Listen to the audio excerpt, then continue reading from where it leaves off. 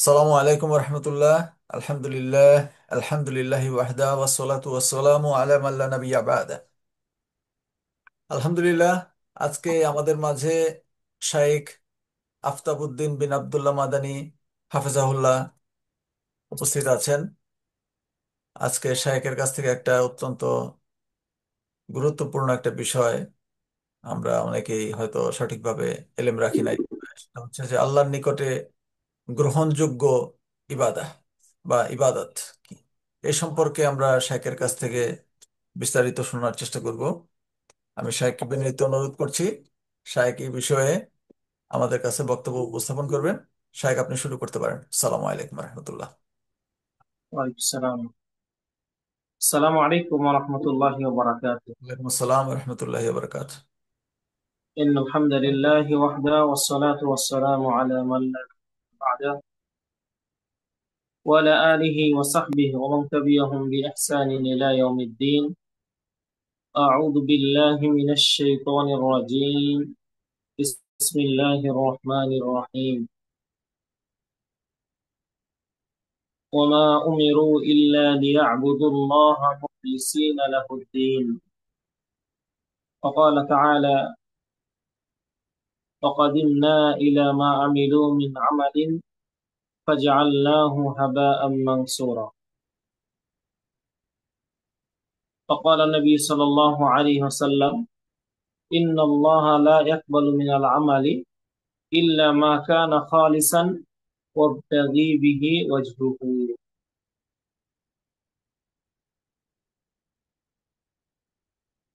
رواه الترمذي. আলহামদুলিল্লাহ, যাবতীয় প্রশংসা, যাবতীয় গুণগান, যাবতীয় দয়া সপ্তসেনা একমাত্র আল্লাহ সুবহানাহু ওয়া তাআলার জন্য, যে আল্লাহ সুবহানাহু ওয়া তাআলার অশেষ কৃপায়, অশেষ দয়ায় বিগত আমাদের যে অনলাইন ইসলামিক যে অনুষ্ঠান হয়ে থাকে, ইসলামিক হালাকা, তারই ধারাবাহিকতায় আজকেও অনুষ্ঠিত হতে যাচ্ছে এবং আল্লাহ রাব্বুল আলামিন আমাদের সেই সুযোগ এবং তৌফিক দান করেছেন। সে মহামহিম সত্তার নিকটে আমরা প্রশংসা শুকরিয়া আদায় করছি, বলি আলহামদুলিল্লাহ। আল্লাহ শুকরিয়া। আমি দীর্ঘ আহ 1-1.5 বছর বা প্রায় 2 বছরই হয়ে যাওয়ার মতো পূর্বে এই অনলাইনে একবার দুইবার আলোচনা করেছিলাম। তো আলহামদুলিল্লাহ, পরবর্তীতে ব্যস্ততা ব্যস্ততা আহ, বারবার করে আমার কাছে মেসেজ আসলেও আসলে আমি আন্তরিকভাবে দুঃখিত। আমার একাডেমিক পড়াশোনা নিয়ে ব্যস্ত থাকায় আমি অংশগ্রহণ করতে পারিনি। তো আল্লাহর বিশেষ অনুগ্রহ এবং দয়া, যে আল্লাহ রাব্বুল আলামিন আজকে আমাকে এই দায়ী আল্লাহর কাজে, আল্লাহর জন্য আমাদের দেশ এবং বিদেশ, দেশ এবং প্রবাসের দিনে ভাই এবং বোনেরা যে আমাদের সাথে সম্পৃক্ত হয়ে আমাদের এই অনুষ্ঠানকে সাফল্যমণ্ডিত করেছে, এই জন্য আমরা তাদের কৃতজ্ঞতা প্রকাশ করি এবং আমি এই অনুষ্ঠানে আপনাদের সাথে যুক্ত হয়ে আমি আবার আল্লাহর প্রশংসা আদায় করছি। আমরা বলছি আলহামদুলিল্লাহ। লক্ষ্য করি দুরূদ এবং সালাম বর্ষিত হোক যিনি সর্বকালের, যিনি সর্বযুগের, যিনি সর্বশ্রেষ্ঠ মহামানব নেতা হয়ে পৃথিবীর উম্মার জন্য এসেছিলেন, আমাদের নবী মুহাম্মদ সাল্লাল্লাহু আলাইহি ওয়াসাল্লাম। সালাম বর্ষিত হোক। আল্লাহুম্মা সাল্লি আলাইহি, আল্লাহুম্মা বারিক আলাইহি। প্রিয় ভাইরা, আমরা বাংলাদেশ সময় প্রায় রাত্রি 10টা বেজে 6 মিনিট। আমরা অল্প সময়ে অত্যন্ত একটা গুরুত্বপূর্ণ বিষয় নিয়ে আমরা আলোচনা করব, যে বিষয়টা আমাদের দৈনন্দিন দিন এবং প্রত্যেকটি মুহূর্ত, প্রত্যেকটি কথা, কাজ কামের সাথে সম্পৃক্ত হয়। এত গুরুত্বপূর্ণ বিষয়। তো আজকে আমাদের আলোচনার যে বিষয়, এই বিষয়ের নাম হচ্ছে আল্লাহর নিকটে গ্রহণযোগ্য ইবাদত, আল্লাহর নিকটে কবুলযোগ্য ইবাদত, যেটাকে আরবিতে বলা হয় কুবুলুল আমাল ইনদাল্লাহ। আল্লাহর নিকটে গ্রহণযোগ্য ইবাদত, আল্লাহর নিকটে কবুলযোগ্য ইবাদত। প্রিয় দেশ এবং দেশের বাইরে থেকে আমাদের সাথে যুক্ত হয়ে আমাদের অনলাইন দাওয়া সেন্টারের সাথে সম্পৃক্ততা আছেন। দেখুন, একজন ব্যক্তি মসজিদে গিয়ে সালাত আদায় করছে কার জন্য? আল্লাহর জন্য। আবার একজন ব্যক্তি সেও সালাত আদায় করছে, কিন্তু মসজিদে না গিয়ে সে কবরে গিয়ে, মাজারে গিয়ে, খানকায় গিয়ে, মৃত ব্যক্তির নিকটে গিয়ে, মৃত মানুষ মারা গিয়েছে তার কবরের নিকটে গিয়ে সেখানে গিয়ে সালাত আদায় করছে।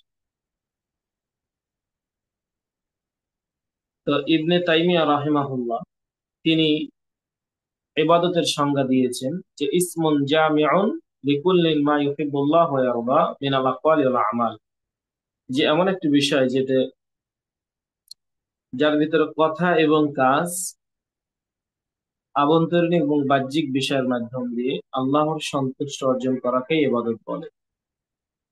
আপনার প্রত্যেকটি কথা, আপনার প্রত্যেকটি কাজ হতে পারে সেটা আভ্যন্তরীণ, হতে পারে সেটা বাহ্যিক। এই কথা এবং কাজ আভ্যন্তরীণ এবং বাহ্যিক বিষয়ের মাধ্যম দিয়ে আল্লাহর সন্তুষ্ট অর্জন করা, আল্লাহকে রাজি খুশি করার নামই হচ্ছে ইবাদত।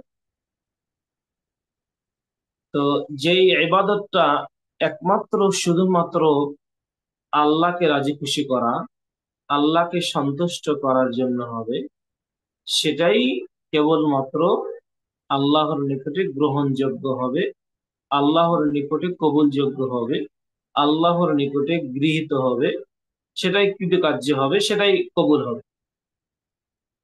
আর যেই ইবাদতটা আল্লাহর জন্য না হয়ে কোনো বান্দার জন্য, কোনো ব্যক্তির জন্য, কোনো মৃত ব্যক্তির জন্য, মৃত মানুষের জন্য, কোনো বস্তুর জন্য যদি কোনো ইবাদত বন্দিগি হয়, নিঃসন্দেহে তার এই ইবাদত বন্দিগি আল্লাহর দরবারে কবুল হবে। নিঃসন্দেহে তার এই ইবাদত বন্দিগি আল্লাহর নিকটে গৃহীত হবে। মনে রাখা ভালো হবে যে ইসলামিক কোনো মাধ্যম চলে না। আপনি যে বলছেন যে আমি খানকা মাজারে গিয়ে সিজদা করে সেখানে কোরআন তেলাওয়াত করে আল্লাহর নৈকট্য অর্জন করব, এই এই ক্ষেত্রে আল্লাহর নৈকট্য অর্জন করার কোনো ব্যক্তি, কোনো বস্তু মাধ্যম দিয়ে উপার্জন করার কোনো সুযোগ নেই। কোনো ব্যক্তি এবং কোনো বস্তুর জন্য কোনো ইবাদত চলে না। ইবাদত হতে হবে কার জন্য? খালেক, যিনি সৃষ্টিকর্তা, যিনি সৃষ্টিকারী, যিনি মুদাব্বির, যিনি এই বিশ্বকে পরিচালনা করছেন, যিনি এই বিশ্বকে নিয়ন্ত্রণ করছেন, তার জন্যই শুধুমাত্র ইবাদত। ইবাদতটা যদি আল্লাহর জন্য না হয়ে কোনো ব্যক্তি বা কোনো বস্তুর জন্য যদি হয়, তাহলে সেই ইবাদতটা গ্রহণযোগ্য হবে না। পীর বাবা, খাজা বাবা, অলি বাবা, ন্যাংটা বাবা, দয়াল বাবা, কামলা বাবা, হরিবুতি, শরীবুতি, লাট, উজদা, মানা, চন্দ্র, সূর্য, নক্ষত্র, এই ধরনের যত ব্যক্তি বস্তু রয়েছে সব বাতিল হয়ে যাবে আপনি যখন লা ইলাহা ইল্লাল্লাহ বলবেন। আই লা মা'বুদা বিহাক্কিন ইল্লাল্লাহ, যে প্রকৃতপক্ষে সত্য ইলা এক, আল্লাহ ছাড়া আর কেউ নেই, এই সাক্ষ্য দিয়েছেন, অন্য অন্য ইলা বাতিল হয়ে। কোনো খানকার, কোনো মাজারের, কোনো ব্যক্তির, বস্তু, মৃত বাবা, খানকা বাবা, কার ইবাদত চলবে না। তখন শুধুমাত্র ইবাদত হতে হবে আল্লাহর জন্য। সুতরাং আপনি যদি সালাত আদায় করেন সেটাও আল্লাহর জন্য, আপনি যদি জাকাত দেন সেটা আল্লাহর জন্য, আপনি যদি সিয়াম পালন করেন সেটাও আল্লাহর জন্য, আপনি যদি হজ করেন সেটাও আল্লাহর জন্য। একজন ব্যক্তি হজ করে এসেই সে আলহাজ যদি লাগায় এই উদ্দেশ্যে যে মানুষ আমাকে হাজি বলবে, নিঃসন্দেহে তার এই হজটা কবুল হবে কি হবে না সন্দেহ আছে।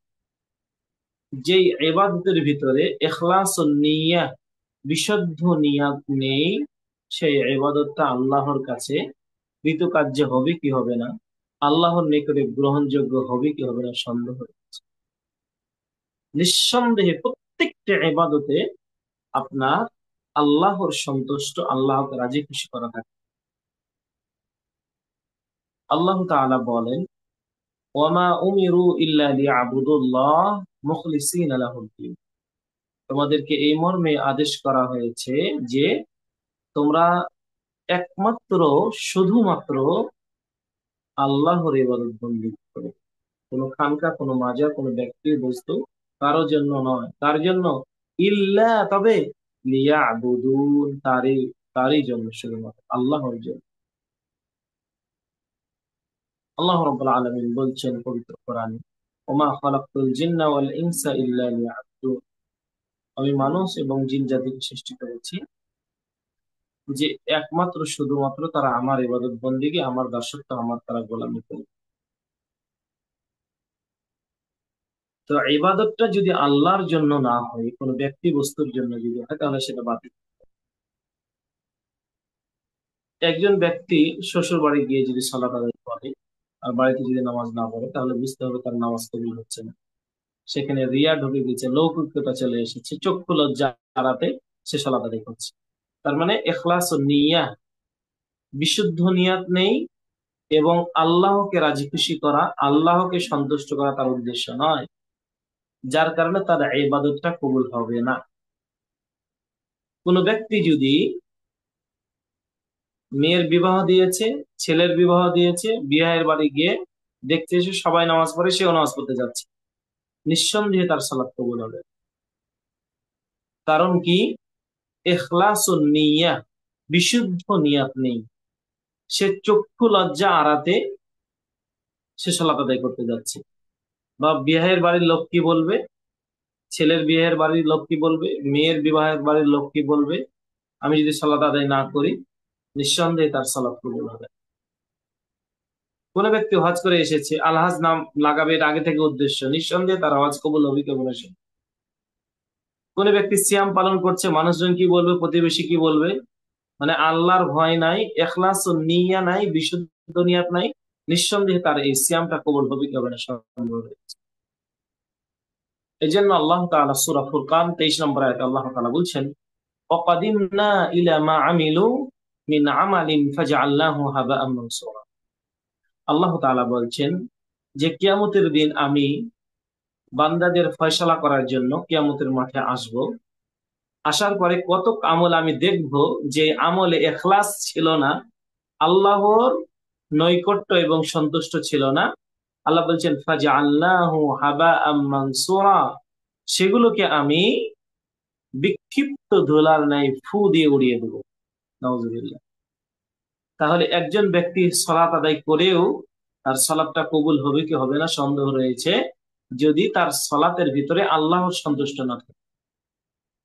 একজন ব্যক্তি সিয়াম পালন করেও তার সিয়ামটা কবুল হবে কি হবে না সন্দেহ রয়েছে, যদি ইখলাস ও নিয়াহ, বিশুদ্ধ নিয়াত না থাকে।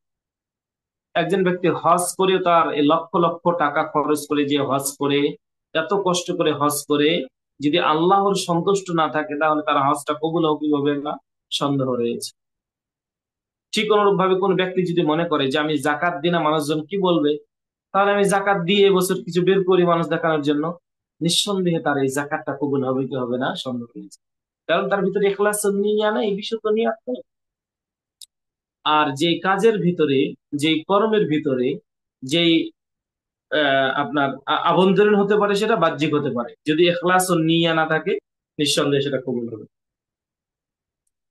আপনারা কিছুদিন পূর্বে, কয়েক সপ্তাহ পূর্বেই, এই যে নেকি অর্জন করার, সওয়াব অর্জন করার অন্যতম একটা সুযোগ, একটা মৌসুম এসেছিল, সেটা হচ্ছে কোরবানি। এই কোরবানি এর যে সূচনা, এর যে প্রাচীন ইতিহাস, সেটা আমাদের বাবা আদম আলাইহিস সালামের দুই পুত্র কাবিল এবং হাবিল, তাদের দ্বারা শুরু হয়েছিল। এবং তাদের কোরবানিটা নিয়ম ছিল এইটা যে উঁচু জায়গায়, পাহাড়ে কোরবানিকৃত পশু বা শস্য পাহাড়ে রেখে আসতে হবে। যার কোরবানিটা কবুল হবে, আকাশ থেকে আগুন এসে সেটা জ্বলে যাবে বা পুড়ে যাবে। যার কোরবানি আকাশ থেকে আগুন এসে জ্বলে বা পুড়ে যাবে, তারটাই কবুল হবে। তার মানে তার ভিতরে ইখলাস ও নিয়া, আমি যেটা বুঝতে চাচ্ছি আপনাকে, বিশুদ্ধ নিয়াত আছে। আর যার কুরবানিটা কবুল হবে না, তারটা আকাশ থেকে আগুন এসে জ্বলবে না বা পুড়বে না, পড়ে থাকবে? বলুন, সেই নিয়ম নীতি বাবা আদম আলাইহিস সালামের দুই পুত্রদ্বয় কাবিল এবং হাবিলের ইতিহাস যদি চালু থাকতো, তাহলে আজ বোঝা যেত কার কুরবানি কবুল হচ্ছে, কারটা কবুল হচ্ছে না। কিন্তু আল্লাহ এই উম্মতের উপর বিশেষ দয়া এবং অনুগ্রহ করেছে। সুতরাং আজও যারা কোরবানি করছে সমাজের চক্ষু লজ্জা থেকে বাঁচার জন্য, নিঃসন্দেহে তার কোরবানি কবুল হয়। প্রতিবেশী কি বলবে এই উদ্দেশ্যে যারা কোরবানি করেছে তার কোরবানি কবুল হয়। বন্ধু বান্ধব জিজ্ঞাসা করবে এই জন্য সে কোরবানি দিয়েছে, তার কোরবানি কবুল হয়। ছোট ছোট ছেলে এবং মেয়ে আছে, তারা কি বলবে এই উদ্দেশ্যে যে কোরবানি করেছে তার কোরবানি কবুল হয়নি। এরপরে ছেলে এবং মেয়ের বিয়ের বাড়ির লোকজন কি বলবে এই উদ্দেশ্যে যারা কোরবানি করেছে তার কোরবানি কবুল হয়নি।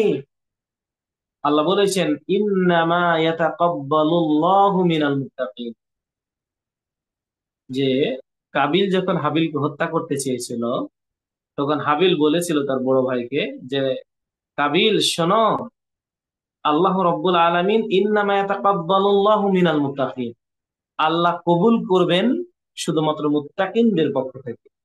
যারা মুত্তাকিন হবে, যারা পরেজগার, যারা তাকওয়াশীল, যারা আল্লাহ ভীরু, যারা ধর্মভীরু, শুধুমাত্র তাদেরটাই আল্লাহ কবুল করবেন। আমাদের আলোচনার বিষয় কি ভাই? কবুলুল আমালি ইনদাল্লাহ, আল্লাহর নিকটে গ্রহণযোগ্য ইবাদত। সবাই তো ইবাদত করছে, কার ইবাদতটা কবুল হবে, কারটা কবুল হবে না? কে সফল হবে ইবাদত করে আর কে ব্যর্থ হবে? কে ইবাদত করে পাশ করবে আর কে ফেল করবে? পরীক্ষা কিসের জন্য দেওয়া হচ্ছে? পাশ করার জন্য, উত্তীর্ণ হওয়ার জন্য।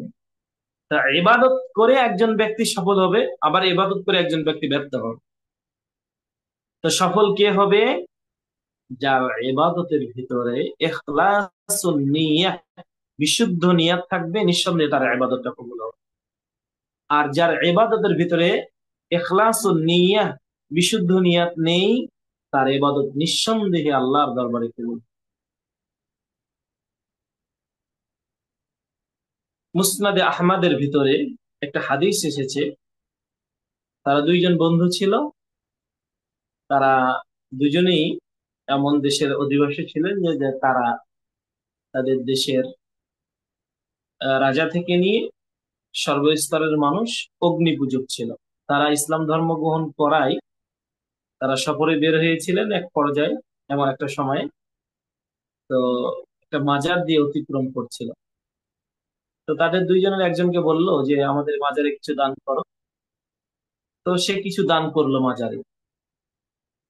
আর দ্বিতীয় জন ব্যক্তিকে বললো যে আমাদের মাজারে তুমি কিছু দান করো, মুসনাদে আমাদের ভিতরে এসে যাবে, আমাদের মাজারে কিছু দান করো। তো বলছে না, আমি মাজারে দান করবো না। তো তাকে বলছে যে ওয়ালাউ জুবাবান, যদিও একটি মাছি হয়, মাছি হলেও মেরে আমাদের এই খানকারে দান করো। তো বলছে না, এটা আমার দ্বারা সম্ভব। যেমনি বলেছে যে এটা আমার দ্বারা সম্ভব নয়, এক তরবারি দিয়ে এক এক বাড়ি দিয়ে তার গর্দানটাকে উড়িয়ে দিল। নবী সাল্লাল্লাহু আলাইহি ওয়াসাল্লাম তাদের ব্যাপারে বললেন যে যে লোকটি কিছু দান করলো খানকাতে মাজারে, সে জাহান্নামে চলে গেল। আর যে লোকটি খানকাতে কোনো কিছু দান না করার কারণে তার গর্দানকে উড়িয়ে দেওয়া হলো, এই লোকটি জান্নাতে গেল। সুবহানাল্লাহ। দেখুন, এই মুসনাদে আহমদের যে হাদিসটি এসেছে, যে একজন ব্যক্তি খানকা এবং মাজারে কিছু দান করে জাহান্নামে চলে গেল, আরেকজন ব্যক্তি কিছু দান না করে জান্নাতে গেল। কারণ কারণ কি? সে জানে যে মাজারের জন্য কোনো দান করা যাবে না, কোনো ব্যক্তি বস্তুর জন্য দান করা যাবে না। সুতরাং আপনি চাঁপাই নবাবগঞ্জের সোনা মসজিদে গিয়ে সেখানে মানত করবেন, নজর করবেন, সেখানে দান করবেন খাস করে, নিঃসন্দেহে এই দান আপনার ওই হাদিসের আলোকে চলে যাবে। আপনি নওগাঁ জেলার মান্দা থানার ফেরিঘাটে যেয়ে সেখানে মানত করবেন, বৌভাত করবেন, এরপরে পিকনিক করবেন, দান করবেন, নজর করবেন, নিঃসন্দেহে এই দান ওই হাদিসের আলোকে আপনি চলে যেতে পারেন তার সাথে জাহান্নামে। আল্লাহ তাআলা ভালো বিষয় অধিক ভালো জানে। খুব কঠিন বিষয়। 1 টাকা দান করেও আপনি জাহান্নামে চলে যেতে পারেন যদি ইখলাস ও নিয়া না থাকে। আবার 1 টাকা দান করে আপনি জান্নাতে চলে যেতে পারেন যদি ইখলাস ও নিয়া আপনার ভিতরে থাকে। সালাত আদায় করে বের হচ্ছেন তো, সালাত আদায় করে বের হওয়ার পরে ফকির আপনার কাছে কিছু চাচ্ছে, আপনি তার থেকে পরিত্রাণ পাওয়ার জন্য 5 টাকা বা 10 টাকা দান করে বললেন যে যাক বেঁচে গেলাম। এই যদি উদ্দেশ্য আপনার থাকে, নিঃসন্দেহে আপনার এই দানটা আল্লাহর দরবারে কবুল। কারণ কি? ইখলাস ও নিয়া, বিশুদ্ধ নিয়াত নেই। আপনার ইচ্ছা নিয়াতি হচ্ছে যে টাকা পার করা, মানে কোন রকম পার হতে হলে, পার হতে পারলেই হয়, নিষ্পত্তির কালো হবে। আবার একজন ফকিরকে আপনি 5 টাকা দান করে জান্নাতে চলে যাবেন যদি ইখলাস ও নিয়া বিশুদ্ধ আপনার নিয়ে। তাহলে প্রিয় ভাইয়েরা, আমরা যদি সেই বুখারী মুসলিমের ওই হাদিসের দিকে যাই, যে একজন মহিলা যে সারা জীবন অবৈধ কাজ করেছে, অবৈধ কাজের সাথে সম্পৃক্ত ছিল, শেষ জীবনে এসে, বুখারীর ভিতরে আছে হাদিসটি, শেষ জীবনে এসে সে একটি বিড়ালকে দেখছেন যে পানির জন্য ছিটপিট করছে। তিনি ওড়না এবং জুতার ওই কূপের ভিতরে থেকে, কূপ ছিল পাশে, কূপের ভিতর থেকে ওড়না দিয়ে তিনি পানি উত্তোলন করে বিড়ালটিকে পানি পান করালেন, তার তৃষ্ণা মিটালেন। আল্লাহ রাব্বুল আলামিন তার এই কাজটাকে কবুল করলেন। আল্লাহ সুসংবাদ দিলেন যে এই মহিলা হচ্ছে জান্নাতি। সুবহানাল্লাহ।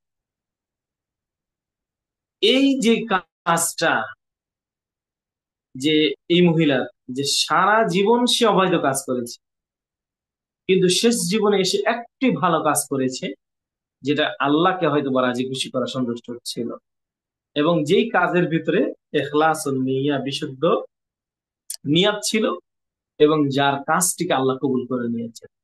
কবুলুল আমালি ইনদাল্লাহ, আল্লাহর নিকটে গ্রহণযোগ্য ইবাদত। তার এই কাজটি, তার এই ইবাদতটি আল্লাহর কাছে কবুল হয়ে গেছে। আর কবুল হলে তো আপনি জান্নাতে চলে যাবেন। প্রিয় ভাইরা, নিঃসন্দেহে আপনার কথা এবং কর্ম, হতে পারে সেটা আভ্যন্তরীণ, হতে পারে বাহ্যিক, প্রত্যেকটা কথা এবং কাজের ভিতরে ইখলাস ও নিয়াত যদি আপনার না থাকে, তাহলে কোনো ইবাদত বন্দেগী আল্লাহর দরবারে গ্রহণ হবে না, কবুল হবে না। আপনি আপনার পরিবারের জন্য কত টাকা খরচ করছেন, আপনার ছেলে এবং মেয়ের জন্য, আপনার স্ত্রীর জন্য, পরিবারের জন্য, অথচ কোনোদিন নিয়াত করেননি যে এরা আল্লাহর বান্দা, এরা আল্লাহর মেহমান, এদের জন্য আমি খরচ করছি। নবী সাল্লাল্লাহু আলাইহি ওয়াসাল্লাম বলেছেন যে একটি গোলাম আজাদ করলে যেই নেকি এবং যেই সওয়াব অর্জন করা যায়, আল্লাহর রাস্তায় দান করলে যেই নেকি যেই সওয়াব অর্জন করা যায়, তার চাইতে উত্তম সাদকা, উত্তম দান হচ্ছে পরিবারের জন্য খরচ করা। সুবহানাল্লাহ। তাহলে আপনি আপনার পরিবারের জন্য খরচ করছেন, স্ত্রীর জন্য, ছেলে মেয়ের জন্য, সেখানে যদি শুধুমাত্র এইটা যুক্ত করেন, ইখলাসুন নিয়াহ, বিশুদ্ধ নিয়াত, যে এরা আল্লাহর মেহমান, এরা আল্লাহর বান্দাবান্দি, এরা আল্লাহর দাস দাসী, নিঃসন্দেহে আপনি যত টাকা খরচ করবেন সেটা সওয়াব এবং নেকিতে রূপান্তরিত হবে। সুবহানাল্লাহ। কিসের জন্য প্রিয় ভাই? ইখলাসুন নিয়াহ, বিশুদ্ধ নিয়াত থাকার কারণে শুধুমাত্র। যদি ইখলাস ও নিয়া না থাকে, পরিবারের জন্য খরচ করছেন, নিঃসন্দেহে সেটা দান বা সাদকা রূপে গণ্য হবে না। ইমাম আল কালবানী, যিনি কাবা শরীফের সাবেক ইমাম ছিলেন, উনি খুব কালো কুৎসিত মানুষ ছিলেন। তো ইমাম আল কালবানী, তিনি একটা সফরে লন্ডনে গেছিলেন। তাকে প্রশ্ন করা হলো, আপনি যে এই কালো কুৎসিত মানুষ, তো কাবা শরীফের কেমনি ইমাম হলেন? তো উনি বলছিলেন যে আমি ছোটকালে খুব দুষ্ট ছিলাম। ছোটকালে আমি খুব দুষ্ট ছিলাম, খুব একটা ভালো ছিলাম না। আমার মাকে খুব জ্বালাতাম।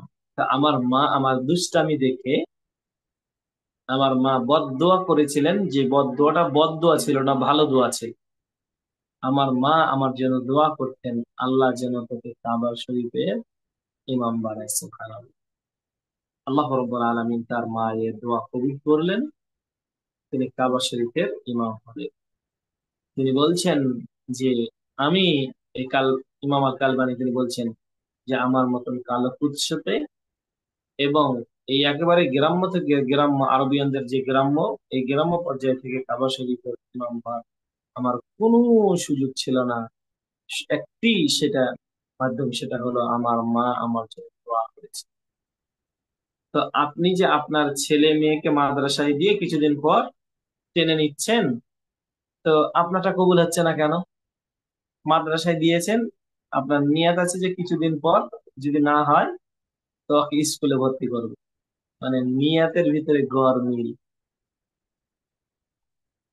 মেয়েকে মাদ্রাসা ভর্তি করে কিছুদিন পরে হয় না, তখন কিছু স্কুলে ভর্তি করে। ছেলেকে 1-2 বছর পরে ওকে স্কুলে ভর্তি করো। মানে নিয়াতের ভিতরে গরমিল। যদি নিয়াতের ভিতরে গরমিল থাকে তো কিভাবে ছেলেটা মাদ্রাসায় সে কবুল হবে বা পড়াশোনা করে মানুষ হবে, আলেম হবে? আপনি বলেন। ইখলাস নেই আপনার ভিতরে, বিশুদ্ধ নিয়াত তৈরি করতে পারেননি। তাকওয়া আল্লাহ ভরসাটা পরিপূর্ণ না হওয়ার কারণে ছেলেকে আপনি টেনে স্কুলে ভর্তি করছেন, দিয়ে বলছেন যে আমার ছেলেটা বাদ হয়ে গেছে মাদ্রাসায় দিয়ে। ভুল এই চিন্তা চেতনা, আপনার নিয়তের ভিতরে গরমিল আছে। আমাদের মদিনা ইসলামী বিশ্ববিদ্যালয়ে কিছুদিন, কয়েক মাস পূর্বে, আহ ভারতের বড় থেকে বড় আলেম আব্দুল্লাহ সালাফি হাফিজাহুল্লাহ ওই এসেছিলেন। তো আব্দুল্লাহ সালাফি হাফিজাহুল্লাহ উনি বলছিলেন যে তুমি তোমার নিয়াতটাকে মাঝে মধ্যে নবায়ন করো, কেন? তোমার নিয়াতটা পরিবর্তন হয়ে যায়। তো ওনার কথাটা আমার খুব ভালো লেগেছিল। নিয়াতকে আপনার পরিবর্তন করতে হবে। মাঝে মধ্যেই নিয়াত আপনার দুনিয়াবি দুনিয়াবি চিন্তা চেতনা, দুনিয়াতি মন মানসিকতা, আহ, পরিবেশ পরিস্থিতির সাথে আপনি মিলে যে আপনার নিয়াতটা গরমিল হয়ে গেছে, নিয়াতটা আপনার চেঞ্জ হয়ে গেছে। যে নিয়াতের ভিতরে এখলাস নেই, যেই নিয়তের ভিতরে লৌকিকতা ঢুকে গেছে, যেই নিয়তের ভিতরে চক্ষু লজ্জা আড়াল করার একটা পরিস্থিতির শিকার হয়েছে, যেই নিয়ত কি বলবে মানুষ তাহলে করি, এই যে মানে এখলাস ও নিয়া, বিশুদ্ধ নিয়াত না থাকার কারণে আপনার আমলটা, আপনার কাজ কর্মটা আল্লাহ তাআলা কবুল হচ্ছে না। এই জন্য তিনি বলছিলেন যে তোমরা ছাত্র মানুষ, তোমাদের নিয়াতটাকে পরিবর্তন করো। তোমার এই অর্জনটা হতে হবে রিদওয়ানুল্লাহ, আল্লাহর সন্তুষ্টের জন্য। যদি আপনার প্রত্যেকটি কাজ কাম যদি আল্লাহর সন্তুষ্ট না হয়, আল্লাহকে রাজি খুশি করার জন্য যদি না হয়, নিঃসন্দেহে আপনার কোনো কাজ কাম আল্লাহর দরবারে কবুল হবে। আল্লাহ তাআলা বলছেন, কুল ইন্না সলাতি ওয়া নুসুকি ওয়া মাহইয়ায়া ওয়া মামাতি লিল্লাহি রাব্বিল আলামিন। হে নবী, আপনি বলুন, নিশ্চয় আমার সালাত, নিশ্চয় আমার যাকাত, নিশ্চয় আমার কুরবানি, নিশ্চয় আমার জীবন এবং মরণ লিল্লাহি রাব্বিল আলামিন, যিনি জগৎ সমূহের প্রতিপালক, তার জন্য। তাহলে সালাত, কুরবানি, জীবন মরণ কার জন্য প্রিয় ভাই? আল্লাহর জন্য, কোনো ব্যক্তি বস্তুর জন্য নয়। আপনার জীবনটা কোনো ব্যক্তি বস্তুর জন্য হতে পারে না। আপনার জীবন মরণ, আপনার সালাত সব আল্লাহর জন্য, কুরবানি সব আল্লাহ। প্রত্যেকটি কাজ কাম হতে হবে আল্লাহর জন্য। এবং প্রত্যেকটি কাজ কাম ইখলাস নিয়ে, বিশুদ্ধ নিয়াত নামে আসলে সেটা কবুল হবে না আল্লাহ। একজন ব্যক্তি সমাজ সংস্কারে অনেক অবদান রাখছে, কিন্তু নিয়াত আছে তার লৌকিকতা, মানুষ তাকে বাহবা দিবে, নিঃসন্দেহে তার ইবাদত কবুল হবে না। একজন ব্যক্তি তেলাওয়াত করতে পারে খুব সুন্দর, আরে ফাটিয়ে ফেলে দিচ্ছি, তার এই তেলাওয়াত আল্লাহর দরবারে কবুল হবে না, যদি লৌকিকতা হয়। একজন ব্যক্তি মসজিদ মাদ্রাসা দান করছে এবং মনে করছে মানুষ আমাকে বাহবা দিবে, আমি 1 লাখ 5 লাখ দান করেছি, এই উদ্দেশ্য যদি থাকে, নিঃসন্দেহে তার ইবাদত কবুল হবে। যদি ইখলাস ও নিয়া না, প্রত্যেকটি কাজ কামে আপনাকে ইখলাস নিয়ে নিয়ে আসতে হবে। যতদিন পর্যন্ত আপনার ইখলাস নিয়ে বিশুদ্ধ না আসবে এবং রিদওয়ানুল্লাহ আল্লাহর সন্তুষ্ট না আসবে, ততদিন পর্যন্ত আপনার ইবাদত বন্দিকে আল্লাহ দরবারে কবুল হবে। আমরা বুখারী মুসলিমের আরেকটি হাদিসের দিকে যদি যাই, তাহলে আমাদের কাছে স্পষ্ট হবে। তিনজন যুবক ছিল, তারা সফরে বের হয়েছিল একটা গুহাতে আশ্রয় নিয়ে। হঠাৎ করে পাহাড় এসে গুহার মুখ বন্ধ হয়ে গেল। তিনজন ব্যক্তি ছিল, পরস্পরের বলা বলি করতে লাগলো, জীবনে কি এমন ভালো আমল করেছি যেটা আল্লাহর জন্য আমরা সেটা আল্লাহর কাছে উল্লেখ করি, তাহলে হয়তো বা আল্লাহ রাব্বুল আলামিন আমাদেরকে, এই যে আমরা গুহাতে আশ্রয় নিয়েছি এবং পাথর এসে গুহার মুখ বন্ধ হয়ে গেছে, আমাদেরকে হয়তো বা মুক্তি দিতে পারে আল্লাহ। একজন ব্যক্তি বলল, আল্লাহ, আমার প্রতিবেশী ছিল, যে প্রতিবেশী মহিলা আমার কাছে টাকা ধার চাইতে এসেছিল, আমি টাকা ধার দিতে চেয়েছিলাম এই শর্তে যে তাকে, সে আমার সাথে অবৈধ কাজ করে, সে রাজি হয়ে যায়। এক পর্যায়ে অবৈধ কাজ করতে গেলে সে আমাকে বলে, আব্দুল্লাহ ইত্তাকিল্লাহ, হে আল্লাহর বান্দা, তুমি আল্লাহকে ভয় করো। ওই সময় আমি আল্লাহর ভয়ে অবৈধ কাজ থেকে বেঁচেছিলাম। আল্লাহ, তোমার ভয়ে, তোমার সন্তুষ্টের জন্য যদি আমি সেদিন করে থাকি, তাহলে তুমি পাথর সরিয়ে দাও, পাথর সরিয়ে দাও। দ্বিতীয় জন ব্যক্তি বলো, আল্লাহ, আমার বৃদ্ধ পিতামাতা ছিল, আমি রাখাল ছিলাম, আমি ছাগল চড়িয়ে এসে তাদেরকে দুধ দহন করে আগে খেতে দিতাম, তারপরে আমার ছেলে মেয়ে স্ত্রীদেরকে দিতাম। একদিন বহুদূর বহু পথ গেছি, এরপরে আস্তে আস্তে সন্ধ্যা লেগে গিয়েছে, রাত হয়ে গেছে। দুধ দহন করে আমার বাচ্চারা ছিটপিট করছিল, তাদেরকে খেতে দিইনি। বৃদ্ধ পিতামাতাকে আগে আমি খাওয়ার জন্য তাদের রুমে গিয়ে দেখি তারা ঘুমিয়ে গেছে, আমি পেয়ালা নিয়ে দাঁড়িয়েছিলাম। আল্লাহ, তোমার জন্য যদি করে থাকি, তাহলে তুমি পাথর সরিয়ে দাও। আল্লাহ তার এই কাজটাকে কবুল করলেন, পাথর সরিয়ে গেল। তৃতীয় আরেকজন ব্যক্তি বলল যে, আল্লাহ, আমি একজন মালিক, আমার অধীনে অনেক কর্মচারী কাজ করতো, কাজ করে সবাই পারিশ্রমিক নিয়ে চলে গেছিল, একজন ব্যক্তি নেয়নি। বহুদিন পরে এসেছিল, আমি তার পারিশ্রমিকটা লালন পালন করে, মানে টাকাটাকে খাটিয়ে একটা ছাগলের পাল হয়েছে। আসলো, এসে বলছে, আমার পারিশ্রমিকটা দাও। আমি বললাম, ওই যে তোমার টাকাটা লালন পালন করে একটা পাল হয়েছে, নিয়ে নাও। সে বলছে, না, আমার একদিনের পারিশ্রমিক দাও। বলছে, না, ওটা তোমার টাকা, আমি লালন পালন করে একটা পাল হয়ে গেছে।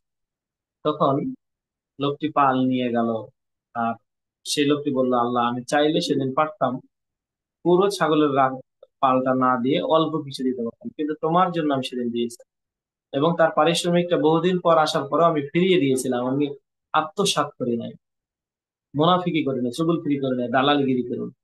আল্লাহ রাব্বুল আলামিন তার কাজটা কবুল করলেন, পাথর সরে গেল, তারা মুক্তি হল। যে ভাইরা, আপনি আপনার জীবনে যদি বড় থেকে বড় বিপদে পড়েন, আপনার জীবনের এমন কোনো ভালো আমল সেই বিপদে পড়ে যদি উল্লেখ করেন, নিঃসন্দেহে আল্লাহ রাব্বুল আলামিন যদি কবুল করে থাকে, আপনাকে পরিত্রাণ দিবে। এবং এই যে তিনজন ব্যক্তির যে আমল, যে একজন ব্যক্তি পিতামাতার খেজমত করেছে, একজন ব্যক্তি অবৈধ কাজ থেকে বেঁচে থেকেছে, আর একজন ব্যক্তি আমানতদারিতা ঠিক রেখেছে, কার জন্য? আল্লাহর জন্য। আল্লাহ তাদের এই কাজ কামটাকে পছন্দ করেছিলেন, কবুল করেছিলেন, যার জন্য আল্লাহ রাব্বুল আলামিন বড় থেকে বড় বিপদ থেকে মুক্তি দিয়েছিলেন। তাদের ইবাদতটা কবুল হয়ে গিয়েছিল ইখলাস ও নিয়াহ, বিশুদ্ধ নিয়াত থাকার কারণে, আল্লাহর ভয় থাকার কারণে, পরেশগারি থাকার কারণে, দিন ধর্মতা থাকার কারণে, আল্লাহর ভয় ভীতি থাকার কারণে। সুতরাং আপনার ভিতরে যদি আল্লাহর ভয় ভীতি না থাকে, আপনার কাজ কামের ভিতরে যদি ইখলাস ও নিয়াহ যদি না থাকে, তাকওয়া না থাকে, আপনার এই ইবাদতটা কবুল হবে না। যেভাবে তাদেরটা কবুল হয়েছে ইখলাস ও নিয়াহ থাকার কারণে এবং তাকওয়া পরেশগারিতা থাকার কারণে। তো আজকের মতো শেষ করতে পারি। তো জি, প্রিয় ভাইরা, শুক্রিয়া। আমরা একেবারে যে শেষ পর্যায়ে চলে এসেছি। তো দেখুন, যে আমাদের প্রত্যেকটা কাজ কামের ভিতরে এখলাস নিয়ে আসতে হবে। এখলাস না থাকলে কোনো ইবাদত বন্দেগী আল্লাহর দরবারে কবুল হবে না। তো আমরা যদি আজকের আলোচনার সারসংক্ষেপে যদি আমরা বলি, তাহলে প্রথম নম্বর যে বিষয়টি, সেটা হচ্ছে আল্লাহর নিকটে গ্রহণযোগ্য ইবাদত, আল্লাহর নিকটে কবুলযোগ্য ইবাদত হওয়ার জন্য নিঃসন্দেহে ইখলাস ও নিয়াহ, বিশুদ্ধ নিয়াত নিয়ে আসতে হবে। দ্বিতীয় নম্বর যেটা বিষয়, সেটা হচ্ছে মুতাবাআত রাসূল, রাসূল সাল্লাল্লাহু আলাইহি ওয়াসাল্লামের অনুসরণ অনুকরণে আসতে হবে। আহ প্রিয় বড় ভাই, আমাদের দিনী ভাইয়েরা যদি যুক্ত থাকে, তাহলে আরো কিছুক্ষণ চালানো যেতে পারে যদি মনে করেন। জি শেখ, ঠিক আছে, আপনি শেষ করে আমরা দ্বিতীয় পর্বে প্রবেশ করি, জি ইনশাল্লাহ। তা আমাদের আলোচনা চলতে থাক। জি, আপনার